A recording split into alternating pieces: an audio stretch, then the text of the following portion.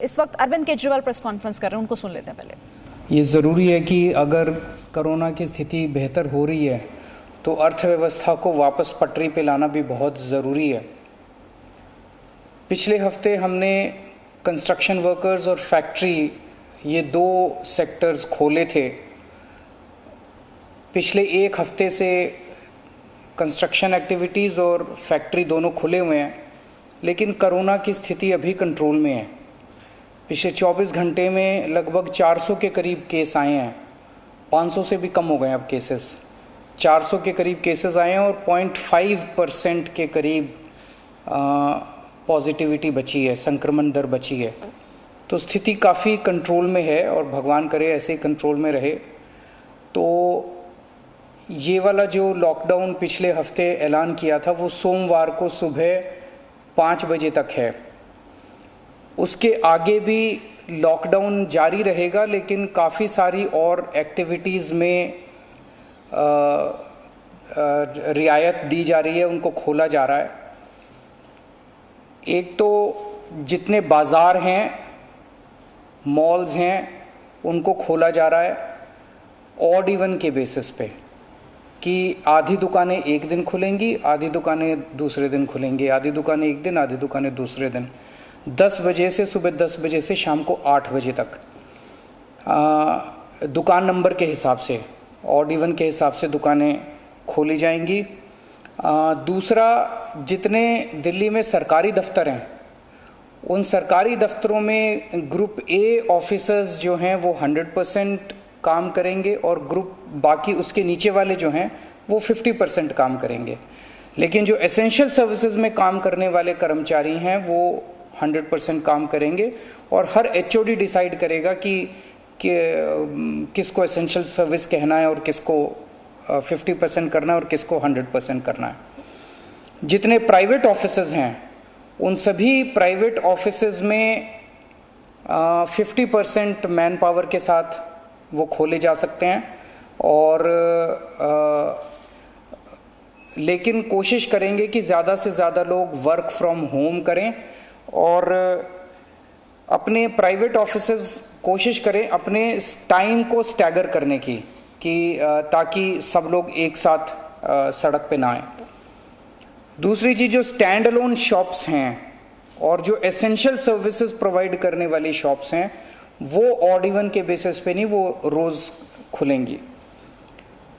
Delhi metro 50% capacity के ऊपर चालू की जा रही है और ई कॉमर्स के ज़रिए जो सामान बेचने की प्रक्रिया है वो चालू रहेगी।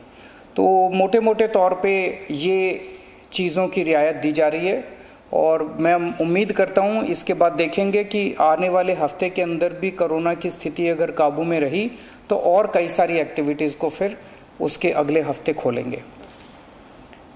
थर्ड वेव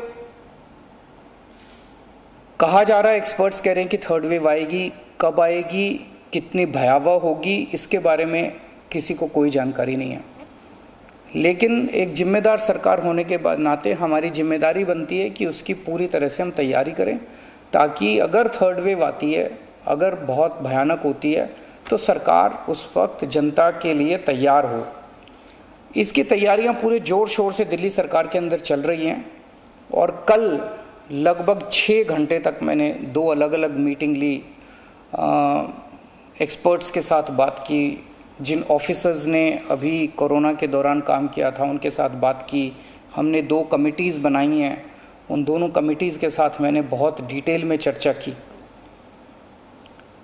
एक चीज़ हम लोगों को ये तय करनी थी, इस बार कोरोना की जो पीक आई थी, मतलब एक दिन में मैक्सिमम कितने केस आए, लगभग 28,000 के करीब केसेस आए थे एक दिन में, 22 या 23 अप्रैल के आसपास। अगली पीक कितनी हो सकती है? तो ये तय किया गया कि अगली पीक 37,000, एक्सपर्ट्स के साथ बात करके, ऑफिसर्स के साथ बात करके, सबके साथ बात करके कि 37,000 पीक मान के इसकी तैयारी शुरू की जाए। इसका मतलब ये नहीं है कि अगर इससे ज़्यादा की पीक आएगी तो हम तैयार नहीं हैं, हम उसके लिए भी तैयार हैं, लेकिन एक तरह से 37,000 के बेस के ऊपर अगर हम तैयार हो गए तो फिर अगर उससे भी कहीं ज़्यादा पीक आती है तो उसकी भी तैयारी हम लोग, उसकी भी अगर 37,000 की तैयारी हमारी है तो फिर मान लीजिए और ज़्यादा आती है तो उसकी तैयारी तो होगी उसके लिए हम ज़्यादा तैयार हो पाएंगे।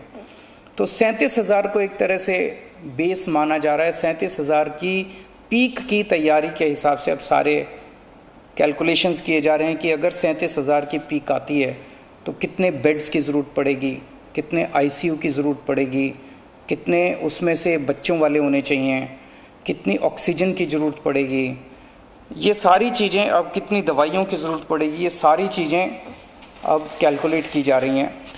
एक पीडियाट्रिक टास्क फोर्स अलग से बनाई गई है। वो पीडियाट्रिक टास्क फोर्स ये तय करेगी कि जितने हमारे ऑक्सीजन बेड्स होंगे उसमें से कितने बच्चों के होने चाहिए, जितने आईसीयू बेड्स होंगे उसमें से कितने बच्चों के होने चाहिए। जो बच्चों के होंगे उसके लिए फिर अलग किस्म का सारा इक्विपमेंट होगा, उसका अलग किस्म के मास्क होंगे, अलग किस्म का ऑक्सीजन का मास्क होगा, उसकी सारी चीज़ें अलग होंगी। वो पीडियाट्रिक टास्क फोर्स बना दी गई है कल, वो अलग से अपनी तैयारी करके अपनी रिकमेंडेशंस देगी।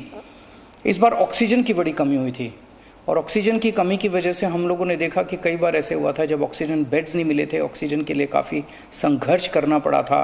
अल्टीमेटली अपने को सुप्रीम कोर्ट के इंटरवेंशन के बाद केंद्र सरकार के सहयोग से अपने को ऑक्सीजन मिली, लेकिन जब तक ऑक्सीजन नहीं मिली तब तक दिल्ली में त्राही त्राही मच गई थी। अगली वेव अगर आती है तो हम नहीं चाहते कि इस तरह की दिल्ली के अंदर त्राही त्राही मचे, तो ये तय किया गया, इसकी तैयारी शुरू कर दी गई। 420 टन ऑक्सीजन की स्टोरेज कैपेसिटी तैयार की जा रही है। इंद्रप्रस्थ गैस लिमिटेड से बात की गई है और उन्हें 150 टन ऑक्सीजन प्रोडक्शन का प्लांट, 420 टन ऑक्सीजन तो स्टोरेज कैपेसिटी क्रिएट की जा रही है और 150 टन ऑक्सीजन प्रोडक्शन करने के लिए उनको प्लांट लगाने के लिए कहा गया है। उन्होंने कहा 18 महीने लगेंगे, लेकिन जो भी है शुरुआत कहीं ना कहीं तो अपने को करनी पड़ेगी। इसके अलावा इस बार सबसे बड़ी दिक्कत आई थी टैंकरों की। ऑक्सीजन के टैंकर नहीं थे दिल्ली में, दिल्ली इंडस्ट्रियल स्टेट नहीं है, इसीलिए अपने पास ऑक्सीजन टैंकर है ही नहीं दिल्ली में। तो 25 ऑक्सीजन टैंकर्स खरीदे जा रहे हैं ताकि अगर इस तरह की दिक्कत आए ऑक्सीजन की तो हमारे पास अपने टैंकर होने चाहिए। 64 छोटे छोटे ऑक्सीजन के प्लांट्स लगाए जा रहे हैं, वो ऑलरेडी लग रहे हैं और हमें उम्मीद है कि अगले कुछ हफ्तों के अंदर, 1-2 महीने के अंदर ये 64 ऑक्सीजन प्लांट्स लग के तैयार हो जाएंगे। अब ये जो हमने डिसाइड किया कि 37,000 केसेस की पीक के हिसाब से हम काम करेंगे, तो उसके हिसाब से तय किया जाएगा कि कितने ऑक्सीजन बेड्स की ज़रूरत होगी, कितने आईसीयू बेड्स की ज़रूरत होगी। उसके हिसाब से फिर तय किया जाएगा कि कितने ऑक्सीजन सिलेंडर्स की ज़रूरत होगी। जैसे अभी थोड़े दिन पहले हमने 6,000 सिलेंडर चाइना से इंपोर्ट किए थे, तो और कितने ऑक्सीजन सिलेंडर्स की ज़रूरत होगी और कितने ऑक्सीजन कॉन्सेंट्रेटर्स की ज़रूरत होगी। अगले आने वाले 1-2 महीने के अंदर ढेर सारे ऑक्सीजन कॉन्सेंट्रेटर्स दिल्ली सरकार खरीदने जा रही है।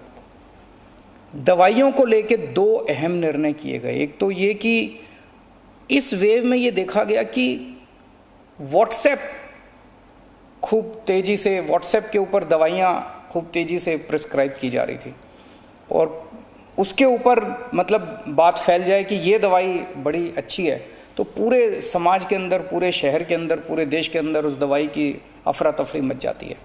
तो एक डॉक्टर्स की और एक्सपर्ट्स की टीम बनाई जाएगी। अगर किसी दवाई की डिमांड होती है तो वो डॉक्टर्स एग्जामिन करके बताएं कि इस दवाई से कोरोना में फ़ायदा होगा कि नहीं होगा। अगर डॉक्टर कहते हैं होगा तो सरकार उस दवाई को मुहैया कराने की कोशिश करेगी, और डॉक्टर अगर कहते हैं कि ये दवाई बिल्कुल बेकार है, इससे कोरोना में कोई फ़ायदा नहीं होगा और लोग इसके पीछे भागना बंद करें, तो जनता को उसके बारे में जागरूक किया जाएगा कि इस दवाई के पीछे भागना बंद कीजिए। एक ये। दूसरा, जो जो इम्पॉर्टेंट दवाइयाँ हैं उनकी लिस्टें बना ली गई हैं, उसका कितना स्टॉक चाहिए होगा उतना बफर स्टॉक क्रिएट किया जाएगा। अब एक्सपायरी डेट्स किस दवाई की कितनी है, एक्सपायरी डेट्स को ध्यान में रखते हुए उन सभी दवाइयों का बफर स्टॉक क्रिएट किया जा रहा है, ताकि अगर ज़रूर, और प्राइवेट अस्पतालों के भी आदेश दिए जा रहे हैं कि वो भी अपने बफर स्टॉक्स इस तरह से तैयार रखें ताकि अगर महामारी आती है तो हम उसके लिए तैयार रहें। इसके अलावा 2 जीनोम सीक्वेंसिंग लैब्स बनाई जा रही हैं, LNJP हॉस्पिटल में और ILBS में। ताकि हमें भी पता रहे कि दिल्ली के अंदर जो भी वेरिएंट आ रहा है वो वेरिएंट कौन सा वेरिएंट है, पुराने वाला है या कोई नया वेरिएंट आ गया है, और हमें इस बारे में क्या एहतियात बरतने की ज़रूरत है, हम एक्सपर्ट से पूछ सकते हैं। तो ये बहुत सारी चीज़ें कल चर्चा हुई, ये कुछ चीज़ें मैंने आपको बताई हैं और आपको यही आश्वासन देना चाहता हूँ कि आपकी सरकार पूरी तरह से 24 घंटे लगी हुई है इसमें। मैं उम्मीद करता हूँ कि अब कोई तीसरी वेव नहीं आनी चाहिए, उसके पहले हम कोशिश करेंगे अपने लोगों को वैक्सीनेट कर दें, लेकिन अगर तीसरी वेव आती है तो लोगों को तकलीफ़ नहीं होनी चाहिए, इसके बारे में हम पूरी कोशिश करेंगे। नमस्कार।